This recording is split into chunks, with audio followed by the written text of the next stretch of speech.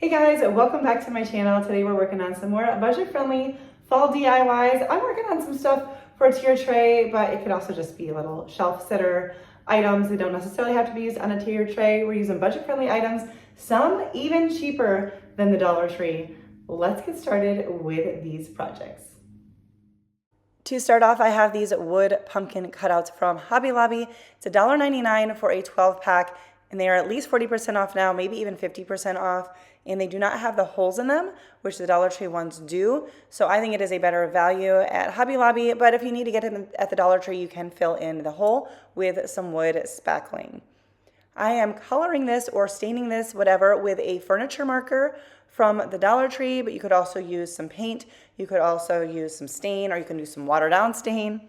Anyways, I have this piece of wood. This was from the Dollar Tree, and I'd used it previously, and I had a crack in it, so I was just kind of showing you I had repaired it with some wood glue, and then it was all kind of just chippy and broken up from being used previously. So I'm using this spackling. This is from the Dollar Tree, filling that in, letting it dry, and then I sanded it down. So you may not have to do all those steps, but just wanted to show you what you can do. If you have some decor pieces that you've used previously and you want to redo them, you might have to do a little repair work, but you can. I gave it a good coat of Mod Podge and let that dry, and we're going to use the iron-on method to get this scrapbook paper from. This scrapbook paper is from Hobby Lobby, and once your Mod Podge is dry, you just want to lay your paper down. Use a piece of parchment paper and a iron on a medium to low heat maybe, and just don't have steam. This is a mini heat press from HTV Ront, but if you just want to use your household iron, that works as well. Just don't have any steam. And that will reactivate the Mod Podge, and you'll get a smooth attachment of the paper to your item. Also really helpful to use for things like napkins or tissue paper or calendar pages. So I'm just going to use a piece of sandpaper to sand away from the paper to get a nice clean edge around this. That just helps get off any excess paper, and it works really, really well.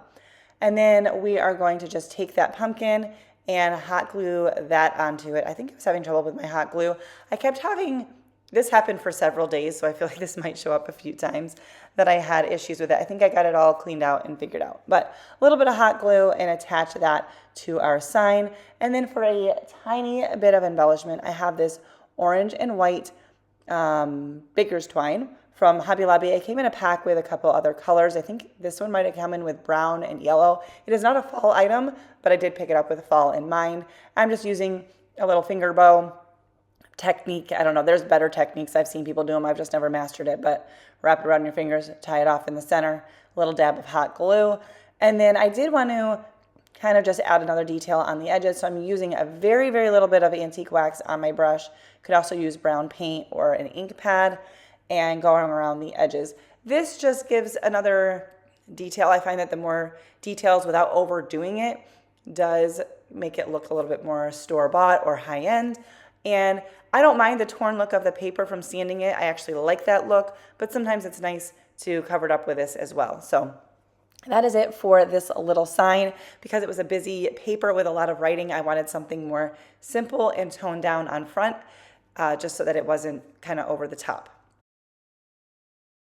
Up next is a little mini, what is the word, rolling pin. Guys, that word just left me. And I'm giving this a coat of some Mod Podge. I had also painted it white previously. I think this was one of the, no, Hobby Lobby, you can get a pack of 3 wooden, once again, it left my mind, rolling pin. Oh my goodness, guys. And I should be redoing this, but I'm not going to. But I just painted it white. I've also bought them at the end of season clearance at Hobby Lobby and got in them really, really cheap and then just redone them as well. But getting them for like, easily under $1. And once again, I did the Mod Podge iron-on method, and then we're using some fabric that I cut out. This is from the Dollar Tree. I did my best to cut this to size because I knew that trimming it down would be difficult. At the very end, I'm just using some Mod Podge to seal in the edge because I did want it to overlap just so that it was a nice, clean coverage. But I just kind of used the parchment paper and slowly rolled the rolling pin and ironed it on. And then I am going to seal the whole thing with Mod Podge as well and let that fully dry. And I needed it to get stiff. The Mod Podge will stiffen up the fabric because I knew I was going to need to trim off some of the edges. This was my little trick, balancing it on some paint bottles in order to let it dry. And then I tried using some sandpaper gently, or awkwardly maybe is more like it, to try to sand off the edges, but I couldn't. But it was pretty stiff here from the Mod Podge, so I'm just using these little precision scissors. These are from the Dollar Tree, nice little handy tool. And I went around. It wasn't perfect, but honestly, you really can't tell. Nobody's going to be inspecting it, and it wasn't bad. It just wasn't perfect. I have this raffia, I think it's called raffia ribbon, but you could use some twine or ribbon, whatever you want. And I'm just going to make a little tiny bow on each end of the rolling pin for just a little added detail, a little added accent. It was a small one, so it took me a little while to get it tight, but get the loops small. Anyways, you know how to make a little bit of a bow. Most people do. But I love how this one came out. Let me know what you think down in the comments. So I'm showing you here, these are some styrofoam pumpkins from Hobby Lobby that I picked up last year on clearance for 29 cents for a 4-pack. We're only using one of them, but you can also just get a pumpkin anywhere and redo it, take off the fabric or paint it or whatever. But I love these. This was such a great find last year. Even honestly at $2.99, 40% off, it's still a pretty good price if you just buy them currently. So I'm using some paint that I had mixed up for other projects, I think from another video, and I wanted to use that color, use it up because I, mixed it, but I wanted this one to be a little bit more bright, so I took the Harvest Orange from Apple Barrel. I didn't clean out my paintbrush, so this wasn't, I was using the old paint in the paintbrush, so it wasn't quite as bright as I had wanted, but eventually I got where I wanted it to be, painted that whatever shade you want, okay? So I have these little bead stickers, I guess, from Dollar Tree. I'm cutting off however many strips I need. Now they are all attached by like a string, and then also at the bottom they're attached with like a clear sticky strip. You might be able to see this as we go on, but I just wanted to explain it to you. So they were already white, but they were more like a pearly white. So I painted them with some white paint, let that dry, and now I'm going over them with some antique wax, because I just wanted it to look not polished, but a little bit of rustic, but not super rustic. I wanted to brush on the antique wax and wipe off, but then I wiped off too much. So we're going back in and putting a little bit more. We're going to let this dry. So to make our little pumpkin, I wanted some leaves. So the first ones I cut off were too small. I was going through my scraps and just wanted to find something that had some leaves that were the appropriate size for this itty bitty pumpkin. And then I had a wood stem in my stash. You can also just use a stick from your yard. And we're going to attach that to the center. And there we have our little leaves. I did glue them down, not all the way, just kind of closer to the base to help them lay a little bit flatter. But I didn't want them like plastered to it. I wanted it to look a little bit more natural, not that this actually looks like a real pumpkin. So here I am cutting off each strip, and I'm trimming off the edges. If you use something like this from Dollar Tree, you're gonna realize that there's just these little strings, and I didn't want those to be seen. So I'm trimming it down, and I could have left the sticky back on it, but it was too visible on a product like this. So what I'm peeling off is actually the backing and the sticky backing, so they were not sticking by itself. I hope I'm making sense, but if you were to use something like this, I think you would figure it out, looking at it. So I'm just using a tiny dab of hot glue at the top and the bottom and running this down each of the little spaces, the ridges on the pumpkin. It looks a little bit more white, but in person it does have the antique wax. I think it was just a little too bright. For this next one, I have this black vase that is just in my stash, but I am pretty sure that I got it at Hobby Lobby on clearance for under $1.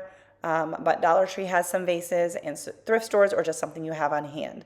So I have some really thick jute twine, and I'm having trouble with my glue gun here. I didn't want the thick jute twine, and I have so much of this thick stuff that instead of buying thin stuff, I am taking it apart. It's got like 8 or 9 strands in it, so I just took a few of them. Anyways, we're going to hot glue this around our vase just a little bit at a time, because it is the ceramic or glass is so cold that the glue will just dry really quick. So I'm just doing a little bit at a time, and I'm twisting it as I go to make sure that it stays raveled. When I got around to where it started, I just kind of smoothed it out to kind of cover up the starting spot. And we're just gonna go all the way around until we get to the bottom, twisting it as we go. I like to share budget-friendly ideas of how to do decor on a budget. You don't have to spend a lot. You can use Dollar Tree items, or you can use a lot of items that are even cheaper. Check out Dollar General, shop your home, shop clearance items, and thrift stores. You get the picture. So when I got to the end here, I kept standing it up to make sure that it wasn't going too low so that it would be rocky. But once I got that done, I did go over it with a lighter. This will burn off all of the extra hair and fuzz from the jute. It will also help clean up any loose like glue strings because I used a lot of hot glue. I'm tying it across the top, a bow across the top as well with that same jute. And then I have this little leaf. This is just a leaf wood cutout from the Crafter Square section of Dollar Tree. I think it's a 6-pack with like 3 different patterns, so like 2 of each. This is not a fall item, it is just a Crafter's Square item. Tie that on and just kind of cleaned up our bow to get it laying the way I wanted to. And then I just pulled out some, once again, scraps of florals. I believe all of these that I'm using are from the Dollar Tree, but I'm not positive.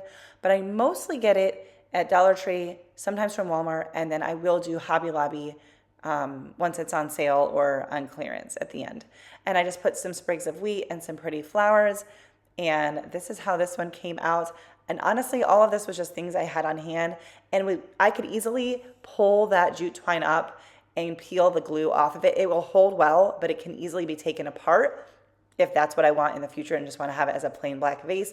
So I absolutely love that option.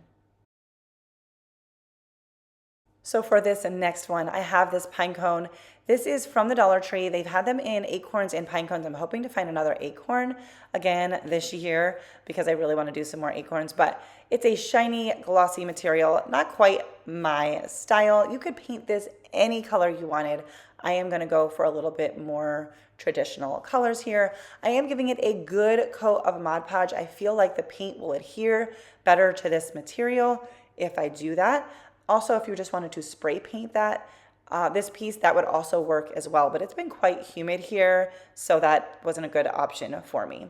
So once that paint, or the Mod Podge rather, was dry, I'm mixing this up. The first color I mixed up, I used my white chalk paint because chalk paint is going to have a better coverage, but I wanted to tint it. I need to get myself some brown chalk paint, and I think I'm going to do that, even though I've been limiting what paint I buy.